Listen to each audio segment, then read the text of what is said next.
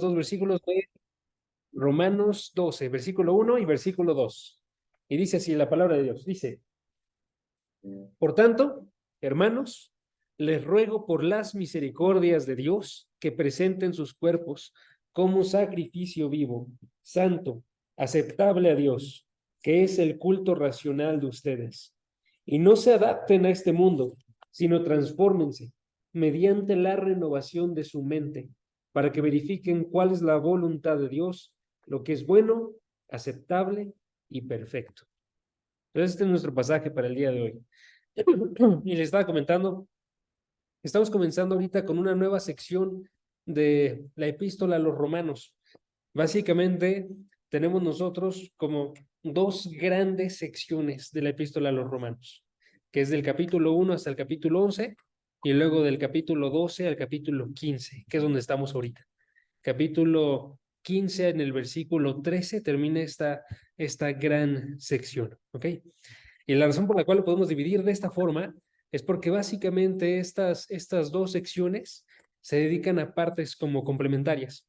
La primera se dedica a observar la doctrina, la enseñanza, ¿sí? Y la segunda se dedica a observar la aplicación. Entonces, doctrina o enseñanza y aplicación. Porque esto es lo más importante, hermanos, que lo que aprendemos nosotros, lo aprendamos seguros y luego lo apliquemos o lo vivamos, ¿sí? Entonces, esto es lo que vamos a estar observando. En el capítulo 12 y hasta el 15, 13, vamos a estar observando nosotros cómo tiene que ser la vida de un cristiano, ¿ok? Cómo tiene que ser la vida de un cristiano. Y ahora nada más quiero que se pongan a pensar algo antes de que comencemos. ¿Quién de ustedes comenzó el año y ya tenía definido qué quería conseguir en este año?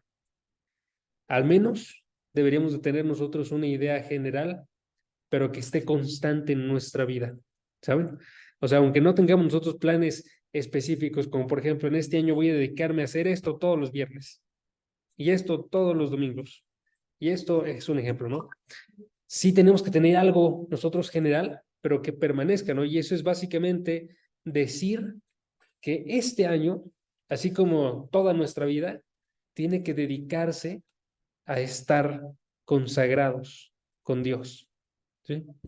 Debemos de decir nosotros queremos tener una vida cristiana, ¿sí? Quiero que este año yo me esté comportando y esté viviendo como vive un cristiano, ¿ok? Entonces les hago una pregunta ahorita y me gustaría que participaran. ¿Cómo definirían ustedes cómo tiene que ser la vida de un cristiano? ¿Cómo ven? ¿Qué dirían? ¿Qué tiene que definir la vida de un cristiano? La santidad. Luz dice la santidad. Perfecto. ¿Qué más? La oración, por supuesto. ¿Qué más? La palabra. La palabra. Si alguien de aquí quiere decir algo, también pueden, ¿eh? Ok, la santidad, la oración, la palabra. Sí, tenemos que vivir una vida de santidad, una vida de oración, una vida de palabra. Las obras. Las O sea, como obras. obrar conforme a la fe. Está perfecto, sí, las buenas obras. Va. Ok, mientras están pensando en esas, básicamente yo tengo unas que estuve reflexionando, ¿no? Pues una vida de un cristiano tiene que ser una vida de fe, que define bastante bien lo que acaban de decir, ¿no? Es una vida de fe, pues es una vida que busca la palabra y creer la palabra, y busca estar viviéndola, teniendo una vida santa, ¿no? Es una vida de fe, creo que define bastante bien de forma general, ¿no? O puede ser una vida de adoración, porque un cristiano tiene que estar viviendo, adorando a Dios, ¿no?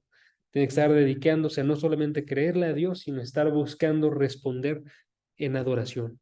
Leti dice una vida coherente. Claro que sí, está también perfecto. Va. Ahora, les digo eso porque eso es lo que tenemos que observar nosotros en estos versículos, ¿sí? Y vamos a darle un nombre final y con ese tenemos el nombre del estudio del día de hoy, que es una vida de consagración. Una vida de consagración, es el título para el día de hoy. ¿Por qué? Porque esto lo que significa básicamente, sé que es una palabra medio complicada, pero básicamente lo que significa es, tiene que ser una vida entregada a Dios. ¿sí? Tenemos que entregarnos a Dios en fe. Tenemos que entregarle todos los aspectos de nuestra vida. Tenemos que rendirle de tal forma que todos estén alineando a su voluntad y todos le estén adorando a Él. Y eso es lo que hace esta sección. Entonces, en Romanos capítulo 12, vamos a estar observando nosotros cómo es que tu vida en la iglesia se tiene que entregar a Dios. Cómo es que tu vida con las gobernantes se tiene que entregar a Dios.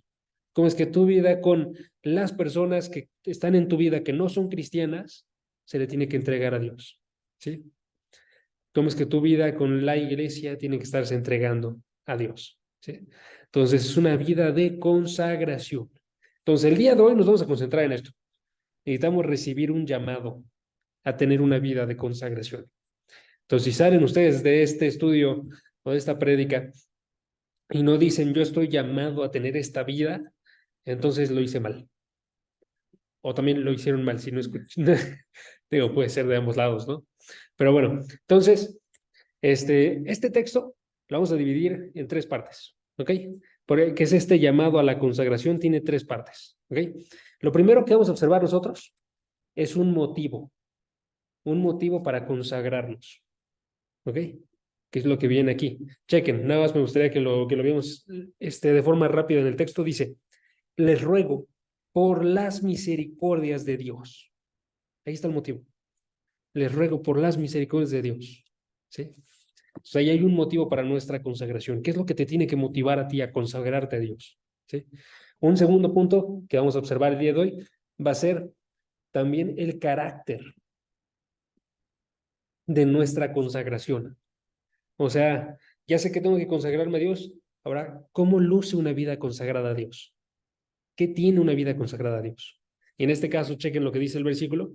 El carácter de una vida consagrada es este. Dice, es que presenta sus cuerpos como sacrificio vivo y santo, aceptable a Dios, que es el culto racional de ustedes. Noten, ahí está el carácter.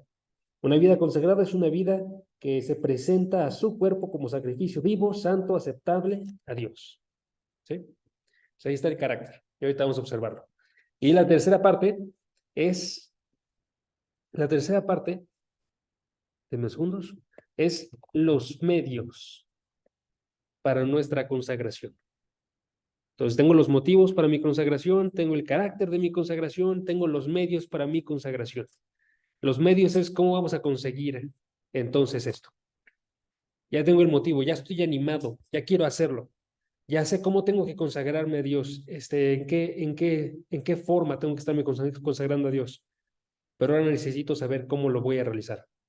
Y entonces esa parte se responde en el versículo 2. ¿Cómo te vas a consagrar a Dios? Al no adaptarte a este mundo, sino transformarte mediante la renovación de tu mente para que verifiques cuál es la voluntad de Dios, lo que es bueno, agradable, perfecto. ¿Sí? Entonces, notan, es lo que está pasando en estos dos versículos. Ahora, el día de hoy no vamos a observar los tres, vamos a concentrarnos en los primeros dos, ¿ok? Entonces vamos a concentrarnos en observar cuál es el motivo por el cual se tienen que consagrar a Dios y cuál es el carácter de esa consagración, ¿ok? Y los vamos a observar juntos, no solamente porque me falta tiempo para ver el tercero, sino también porque estos dos van muy unidos. Y quiero que noten ustedes qué tan unidos están, ¿ok? Y para eso nada más quiero recordarles algo a los que estaban en la clase de predicación y los que no están, se los presento, ¿va?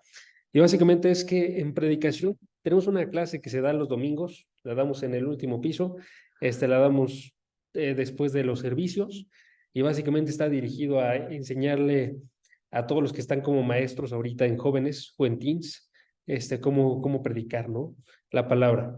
Y algo que me gusta destacar mucho como para saber cómo predicar es tener una proposición, ¿ok? Eso es básicamente el punto central de tu prédica, ¿ok? Y usualmente esta proposición les digo que la dividan en dos partes. Les digo, una primera parte es que quiero que pongan una idea, un principio eterno, ¿sí? Y segunda parte, que coloquen, aparte de este principio eterno, coloquen una aplicación temporal, ¿ok? Ahora, noten que eso es lo que está haciendo Pablo aquí. Cuando Pablo está diciendo, por las misericordias de Dios, presenten sus cuerpos como sacrificio vivo, santo, aceptable a Dios. Está colocando esta misma idea. Está diciendo, de una idea, de un principio, Dios es misericordioso y lo ha sido con sus vidas. De esto, ahora apliquen, ahora hagan, ¿sí? Entonces está diciendo, en otras palabras, nuestro punto principal el día de hoy. Dios ha dado misericordias a sus gentes, a su gente. Por tanto, tienes que construir una vida de adoración. Si Dios ha actuado con misericordia en tu vida, si Dios ha actuado con misericordia en mi vida, yo tengo que construir una vida de adoración. Es el punto de esto. Y les digo, no quiero que lo separen nunca, porque siempre necesitamos un motivo para hacer las cosas. Siempre necesitamos un motivo para hacer las cosas, hermanos. Y de ahí es de donde surge mi primer punto para el día de hoy. Primer punto del día de hoy. Vean que actúan por una razón. Tenemos que darnos cuenta que el día de hoy ya estamos haciendo esto, queramos o no.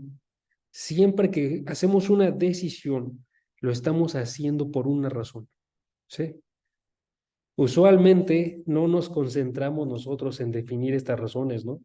Usualmente nada más decimos, más bien, ¿qué es lo que tienes que hacer? Más que por qué, ¿no? Aún dentro de la iglesia, usualmente nos concentramos en esto. Tenemos que hacer esto, aunque no sepamos el por qué, básicamente. Entonces llamamos a las personas a actuar. Estamos nosotros de forma constante diciendo, esto está bien o está mal, pero no nos preguntamos por qué. ¿Por qué está bien hacer esto y por qué está mal? ¿Sí? Hace unas semanas, bueno, ya tiene un rato, he estado escuchando a unos ateos y básicamente como sus debates con otras personas, con cristianos. Y siempre llegan a esta misma parte, que básicamente la persona atea está bien consciente de qué se tiene que hacer y qué no. Ejemplo, está bien consciente de que no se puede asesinar a alguien. Está bien consciente de que no se debe robar. Está bien consciente que no se tiene que, y pueden seguir con la lista. Saben muchas cosas que se deben o no hacer, ¿sí? Pero llegas a la pregunta del por qué, y estas personas no pueden decir un por qué, ¿sí? O pueden decir un por qué, pero está basado, por ejemplo, porque eso es lo que mejor contribuye a la sociedad, porque eso es lo que mejor surge a partir de nuestra evolución, dirían ellos, ¿no? Aquí sucede exactamente lo mismo con nosotros, hermanos. Cuando estamos obrando y no podemos decir el por qué, estamos actuando como estas personas. Y les pongo esta imagen de los ateos porque de la misma forma nosotros estamos siendo ateos prácticos cuando hacemos eso. Porque si tú actúas sin decir un porqué y un porqué que esté relacionado con Dios, tú estás sacando a Dios de la imagen. Y tu razón es cualquier otra, pero que no tiene a Dios dentro. Y hay muchas razones.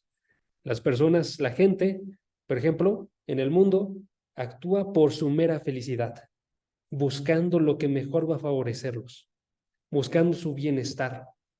Y ese se convierte en el fundamento también de muchos, aún dentro de la iglesia. Y entonces, como no se piensa, se puede preguntar uno, ¿por qué quieres estar sirviendo? Y la persona quizás va a responder otra cosa, pero en su interior está diciendo, quiero servir porque me quiero relacionar con la gente, para que tenga más personas que me estén amando.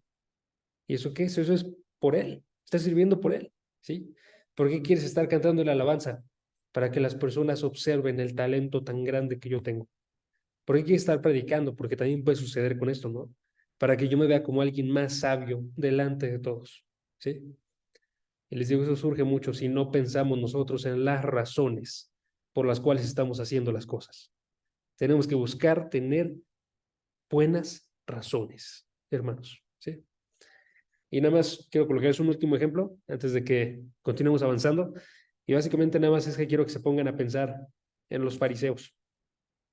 Y quiero que noten que muchas veces tenemos este mismo pensamiento nosotros, ¿ok?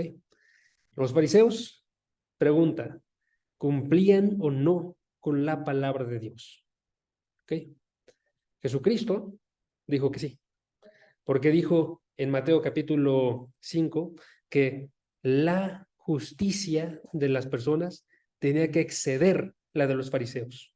Y cuando estaba haciendo eso, lo estaba colocando como un ejemplo. Estaba diciendo que están realizando una gran cantidad de cosas. Cuando Jesucristo les habla, incluso en su confrontación en Mateo 23, dice acerca de estos fariseos, que ellos lucen hermosos, porque están realizando muchas obras buenas. Están enseñando la palabra, están ofrendando, están orando, están haciendo todo tipo de obras que son piadosas, ¿no? Y, sin embargo, sabemos nosotros, la parte que estaba mal con ellos era que les faltaba el corazón, que no tenían ellos las razones para estar actuando.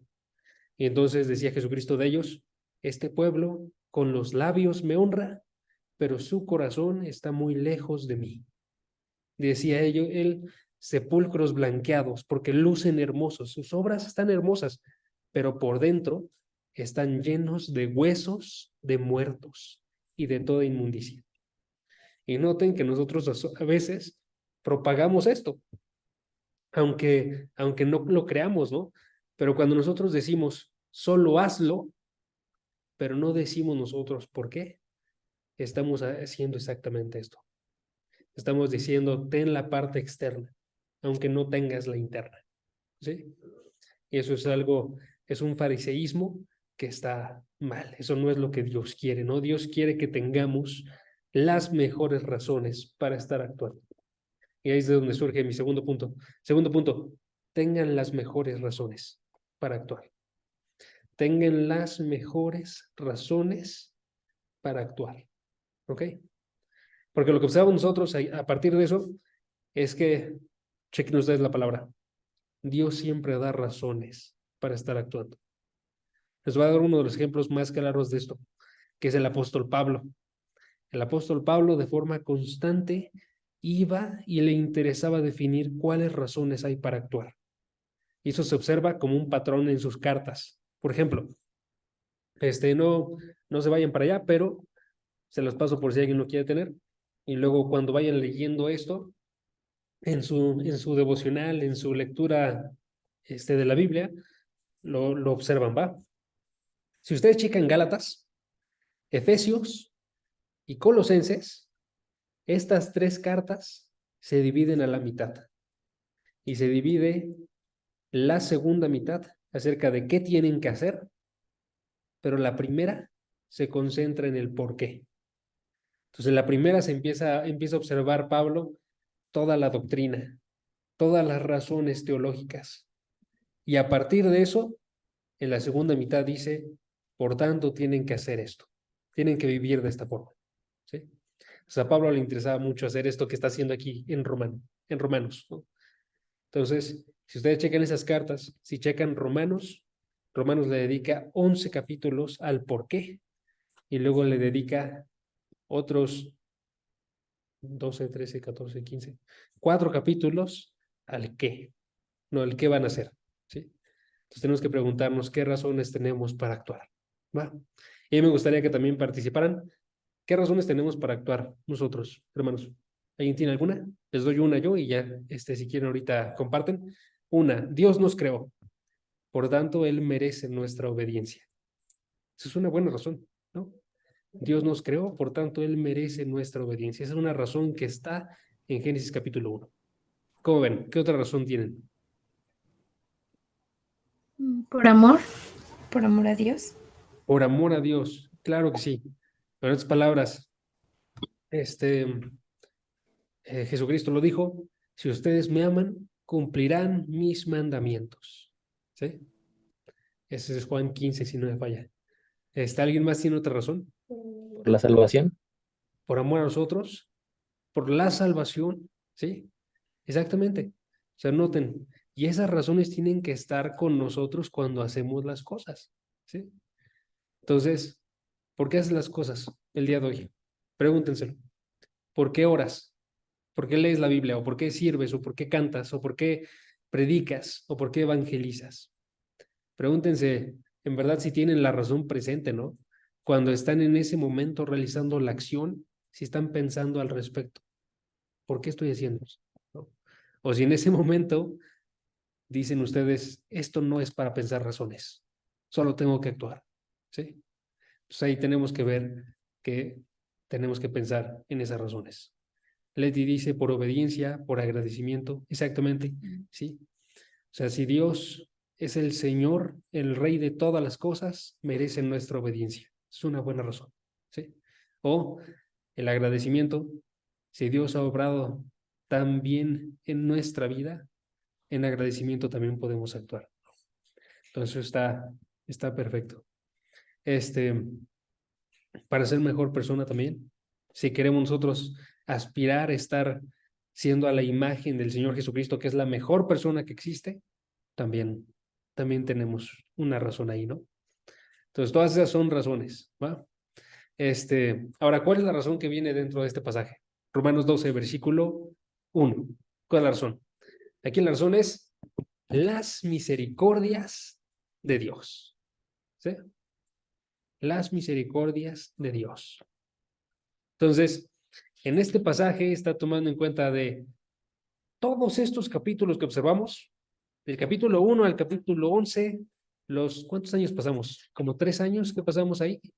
Pasamos 3 años aquí, ¿sí? 3 años dedicados a saber por qué tenemos que actuar. Por las misericordias de Dios, ¿sí?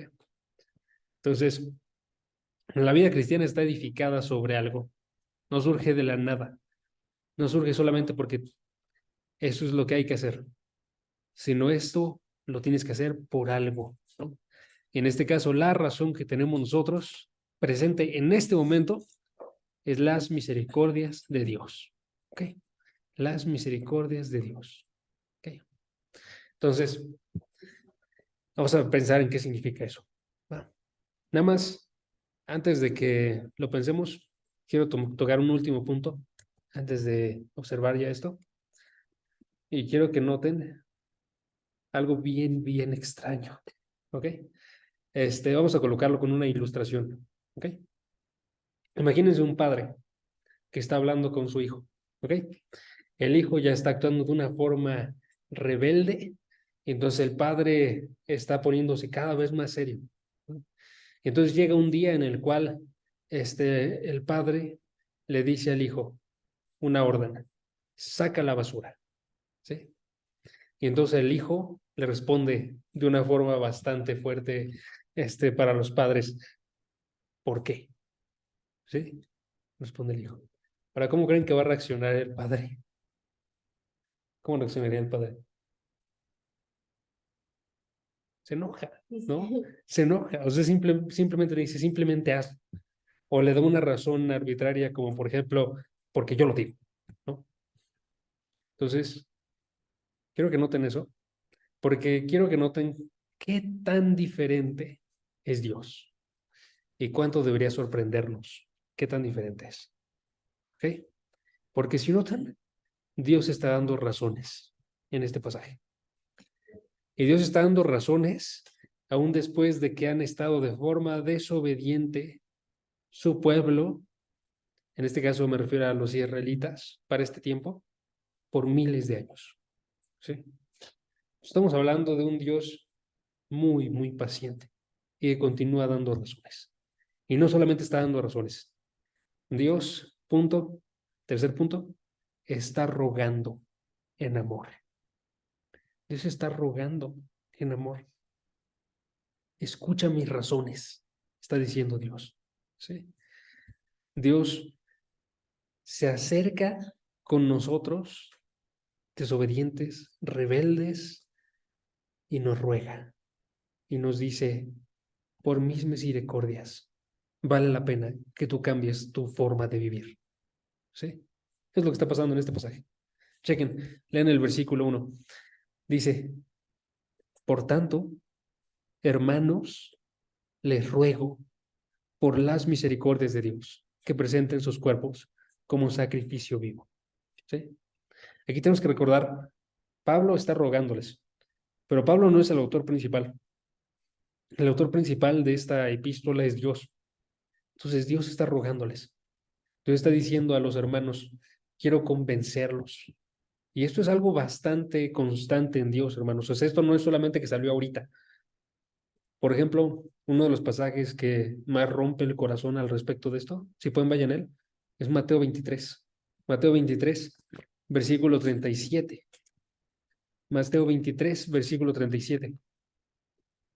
Porque ahí Dios está hablando acerca de cómo es que ha intentado y perseguido a Israel de forma constante y lo ha hecho por siglos.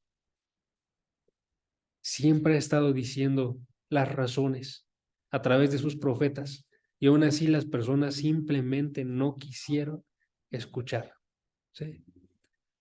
Entonces, a pesar de que él había tenido tanta paciencia, aquí en este momento se está lamentando porque no llegaron ellos a escuchar. Dice el versículo 37, Jerusalén, Jerusalén, haciendo referencia a todo Israel. ¿Cuántas veces, estoy pasándome a los signos de admiración, cuántas veces quise juntar a tus hijos como la gallina junta a sus pollitos debajo de sus alas y no quisiste? Notan, ahí está colocando una imagen de amor bien tremenda. Está diciendo, yo quise ir por ustedes y lo quise hacer como una madre va por sus hijos.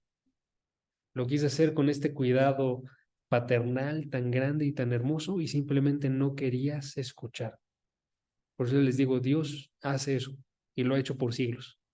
Dios intenta convencernos, nos ruega, nos da razones con una ternura y humildad que eso ya debería de alentarnos a que escuchemos nosotros su palabra. ¿Sí? Él no tiene que hacer esto. No tiene que, él simplemente podría decir, simplemente como este padre que ya está serio por el actuar rebelde de sus hijos, simplemente hazlo. Pero Dios nos da esas razones. ¿Sí? Otra de las imágenes, y ya con acabo esta sección, pero otras imágenes que me recordó esto era cuando estaba Pablo con Filemón, hablándole a Filemón, perdón, en su epístola, ¿no? Entonces, si ustedes recuerdan el contexto de esa carta, básicamente lo que pasa es que Pablo está encarcelado junto con Onésimo, pero Onésimo va a salir y lo está enviando con una carta para que Filemón reciba a Onésimo, ¿sí? Porque algo sucedió entre ellos dos, entre Filemón y Onésimo, y simplemente Filemón no tenía por qué recibirlo. Entonces, Pablo envía esta carta para interceder por Onésimo. Y Pablo menciona en algún punto de la carta que él podría simplemente decirle, hazlo, recibe a Onésimo. Pero por causa del amor que tiene, estaba rogándole. O sea, notan esa idea, porque es la misma que estamos viendo aquí. O sea, a pesar de que podría simplemente decirle, hazlo, está diciéndole, por el amor que te tengo, te estoy haciendo un ruego, como el que estábamos viendo aquí en Romanos 12. Y así es como actúa Dios, ¿va?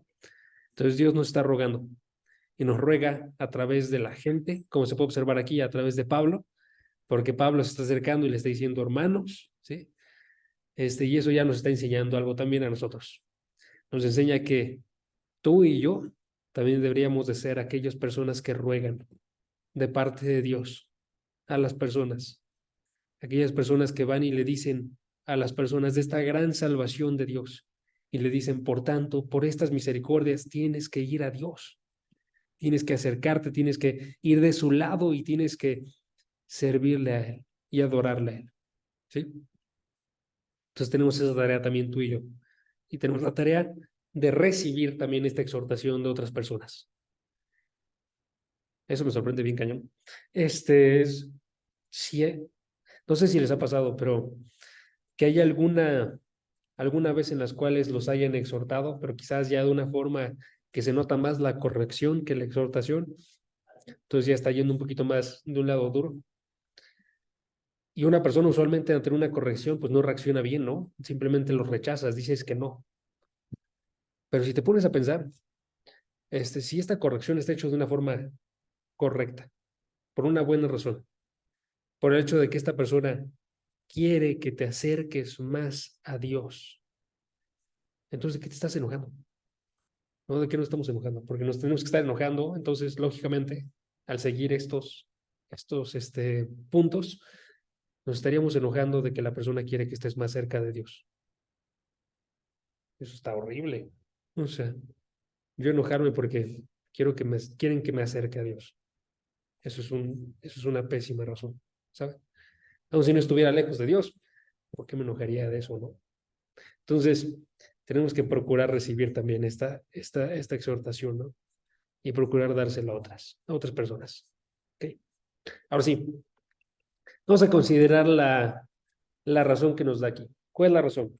Las grandes misericordias de Dios.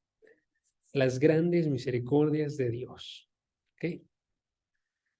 Entonces, chequen el versículo otra vez. Dice, por tanto, hermanos, les ruego por las misericordias de Dios que presenten sus cuerpos como un sacrificio vivo y santo, aceptable a Dios. ¿Ok? Entonces, ahí está dando una razón, las misericordias de Dios. Pero ahora, yo que noten algo más, ¿ok? Que es que esta palabra de misericordias es la que está ocupando Pablo para definir todo lo que ha venido antes. Y quiero que se asombren un poco acerca de eso, ¿ok? ¿Cómo sabemos que le está utilizando para hacer referencia a todo lo que vino antes? Por las primeras palabras del versículo. Porque comienza el versículo. Por tanto, por tanto, por lo que vimos acerca de Dios y de su soberanía, por lo que vimos acerca de Dios y su salvación, por lo que vimos acerca de Dios y su reacción ante los pecadores, por tanto, les ruego por las misericordias de Dios. ¿Sí? Entonces está utilizando esta palabra para definir todo lo que vino de Romanos 1 a Romanos capítulo 11. Y está escogiéndola y yo creo que debería de asombrarnos eso. ¿Por qué? Porque tenemos que preguntarnos por qué escogió la palabra misericordias. O sea, ¿por qué no escogió la palabra, por tanto, por las enseñanzas de Dios? ¿Por qué no escogió la palabra, por tanto, por los decretos de Dios? ¿Por qué escogió exactamente esta palabra misericordias? ¿Okay? Les digo, eso tendría que asombrarnos. Está diciéndonos básicamente, todo lo que ha venido antes son misericordias. ¿Sí? Entonces, ¿qué significa misericordia, hermanos? Aquí necesitamos una definición, ¿ok? Les voy a dar una yo. Misericordia significa compasión o lástima. Es la definición más corta que podemos tener de la palabra misericordia. Significa compasión o lástima, ¿ok? Y lo que está haciendo referencia básicamente, vamos a verlo en un ejemplo, es que una persona se encuentra indefensa, extremadamente indefensa, está en un problema, está en una falta, tiene una tragedia que está pasando, está siendo perseguida, cualquier cosa, le está pasando algo extremadamente difícil. Y esta persona está indefensa, o sea, no puede hacer nada al respecto. Y entonces alguien pasa a un lado de ella. Y es alguien que tiene, ejemplo, si tiene una deuda esa persona tiene, la que pasa, tiene para pagar toda la deuda. Si esta persona está siendo perseguida por gente, esta persona misericordiosa tiene la fuerza para ir en contra de todos sus adversarios. Si esta persona es pobre, esta persona tiene para darle todo lo que necesita para su vida. Si esta persona indefensa está sin salida, la persona misericordiosa tiene la salida para esta persona. Y entonces lo que surge en esta persona es misericordia. Siente compasión, siente lástima y dice, voy a ayudarte. ¿Sí? Eso es lo que es misericordia bíblicamente. Entonces, ya que nos colocamos nosotros en el ámbito de Dios, lo que sucede es que Dios voltea y nos ve a nosotros. Y cuando nos ve una persona indefensa, ve una persona sin habilidades, sin seguridad, sin riquezas, ve una persona sin absolutamente nada y llena y sumergida en pecado y dice, yo te voy a ayudar. ¿Sí? Es la misericordia de Dios. Cuando observamos esto en la palabra, No podemos decir nosotros nunca, yo soy alguien que tiene cosas, yo soy alguien que es superior a los demás, yo soy alguien que es rico, porque no es cierto. Si fueras rico no necesitarías de misericordia. Aquí nos está mostrando, básicamente esta palabra misericordia implica que Dios tuvo una compasión porque le diste pena, le di pena, porque estábamos sin ninguna posibilidad de ayuda. ¿Sí? Entonces, eso es lo que habla. Y Pablo está diciendo, esa palabra misericordias define todo lo que hemos estado viendo en la epístola a los romanos. ¿Sí? Y tenemos que probarlo nosotros, ¿no? Tenemos que preguntarnos, ¿será que sí es cierto? Yo creo que sí es cierto. Porque cuando nosotros vemos la epístola, nosotros observamos en el capítulo 1 y hasta el capítulo 3 con detalle, más detalle del que quisiéramos, vimos el pecado. Vimos nosotros qué tan lejos de Dios estamos y qué tanto hemos caído. Vimos después de eso cómo es que Jesucristo se acercó y dio su vida por nosotros. Vimos nosotros cómo es que Él continúa actuando y su Espíritu continúa actuando el día de hoy para santificarnos, para hacernos, básicamente, ser transformados de esta mala condición. Cómo es que también en Romanos 9 a Romanos 11 vimos cómo es que su soberanía actuó. Entonces tenemos una lista enorme de doctrinas que todas van acerca de qué es lo que Dios hizo cuando aún éramos pecadores. Él nos eligió antes de la fundación de toda la creación, nos justificó cuando éramos culpables, nos unió con su Hijo amado cuando solamente merecíamos estar con pecadores. Él nos hizo habitar su Espíritu Santo dentro de nosotros y nos transforma para una vida santa y nos da seguridad de un futuro eterno y una morada celestial y ver su cara todos los días de la eternidad. ¿Sí? Entonces, si notan, todas las doctrinas que observamos, todas eran misericordia de parte de Dios. Y entonces podemos decir nosotros no solamente eso, no solo las doctrinas de Romanos, sino todas las doctrinas que vemos en la Biblia abordan la misericordia de Dios. ¿Sí?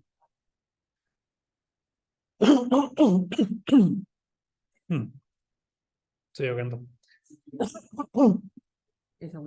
No, estoy bien, estoy bien. Entonces, hermanos, ya nos quedamos sin tiempo. Ya me quedé sin voz. Pero, ¿qué tenemos que reaccionar a esto? Yo quiero decirles algo bien, bien sencillo. Si pueden, vayan al Salmo 116, versículo 12.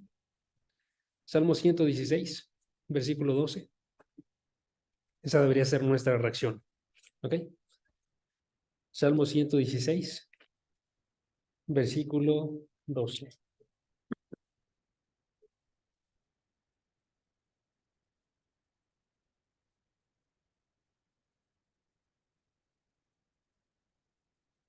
Debemos de decir así como el salmista.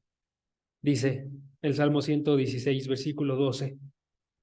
¿Qué daré? ¿Qué daré al Señor por todos sus beneficios para conmigo?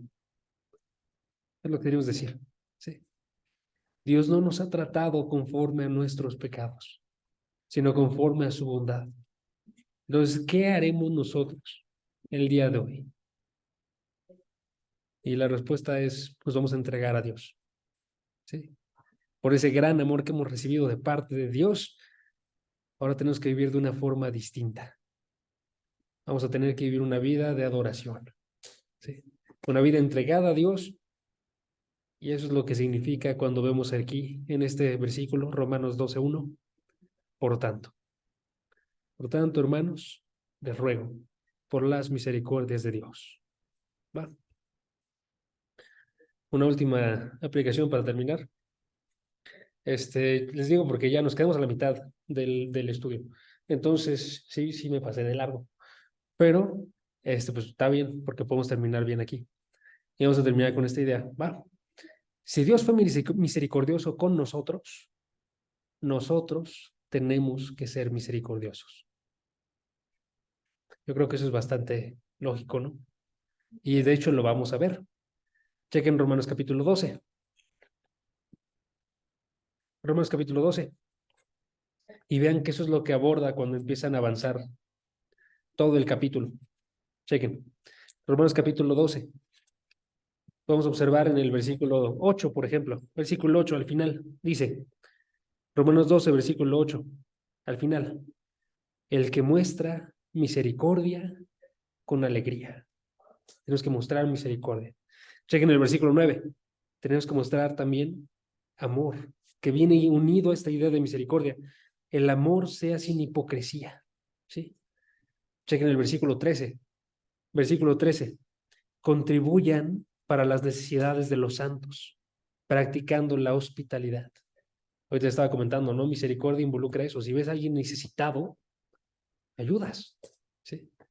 Si Dios te ayudó en tu necesidad, también tienes que contribuir tú a las necesidades de los demás. ¿Sí? Versículo 14. Bendigan a los que los persiguen, bendigan y no maldigan. Si Dios te mostró misericordia cuando tú eres un enemigo y se acercó contigo y te dio la palabra de vida, si alguien a ti te persigue, ¿qué le vas a mostrar?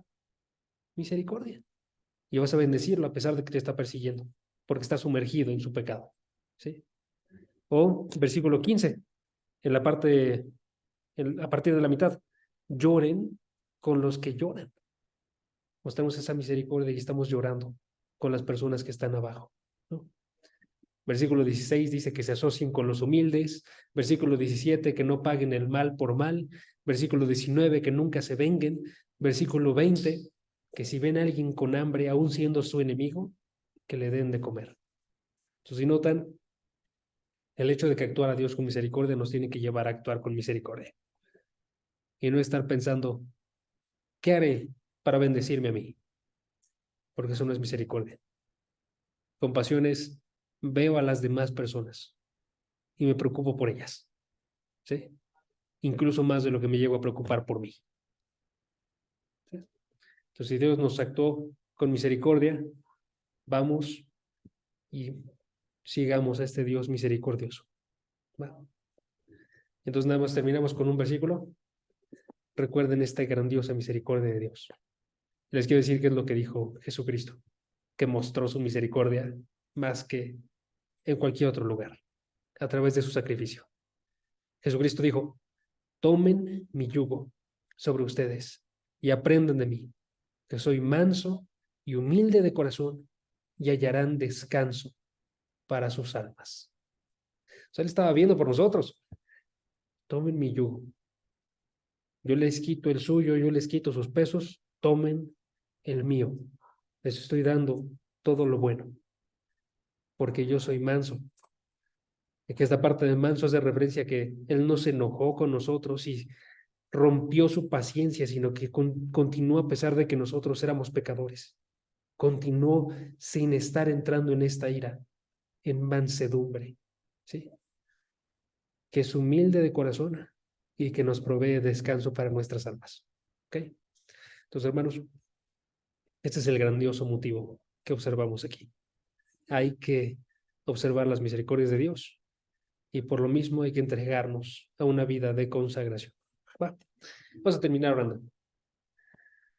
¿Cómo es si tú nos diriges? Va, dale, dale. Señor, te damos gracias en esta noche porque tú nos has permitido estudiar tu palabra, Señor. Gracias porque tú trajiste nuevos corazones dispuestos a discipularse. Gracias porque también le das constancia a los que han estado aquí desde que empezó o a la mitad o desde hace un mes. Pero gracias, Señor, por la vida de cada uno de los que están aquí conectados, escuchando. Y te pido que tú sigas poniendo en nuestro corazón esa permanencia, Señor, que podamos no solo conectarnos a los estudios porque fue nuestro propósito de inicio de año y después lo abandonemos, sino porque de verdad queremos realizar un pacto contigo y que ese pacto se vea reflejado en nuestro actuar diario, Señor. Que esta palabra que aprendimos el día de hoy pueda ser efectiva en nuestra vida y que así como tú te mostraste misericordioso, nosotros la hagamos con otras personas, con nuestras familias, con nuestros papás incluso, y que si hay obras de misericordia que podamos hacer, las hagamos y que asimismo te alabemos con todo lo que somos y consagremos nuestra vida a ti, porque primeramente tú has sido misericordioso con nosotros. Gracias por esas misericordias que nos has dado, que aunque muchas veces no logramos dimensionar o comprender, te pido que tú nos des el entendimiento para irlas entendiendo un poquito mejor cada día y que podamos alabarte cada vez más por ello. Te doy gracias por la vida de todos los que están aquí. Te pido que nos permitas descansar, que nos permitas renovar nuestras fuerzas y que mañana, ya sea que vengamos a jóvenes o que nos toque ir con nuestra familia o descansar, que podamos consagrar ese sábado a ti. En el nombre de tu Hijo Jesús. Amén. Amén. Muchas gracias. Perfecto, amigos.